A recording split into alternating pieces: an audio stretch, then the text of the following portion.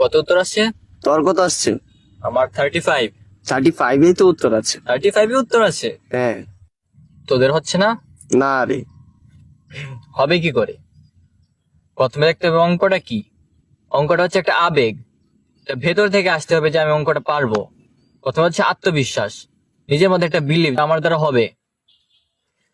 প্রথমে নিজেকে বোঝাতে হবে যে এটা আমি পারবো, আমার দ্বারা এটা হবে।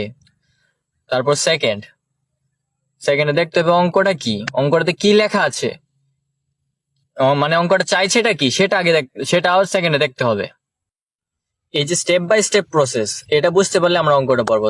যেমন ধর 5-এর অঙ্কটা, এই 5-এরটা না, 6-এরটার উত্তর হচ্ছে 35।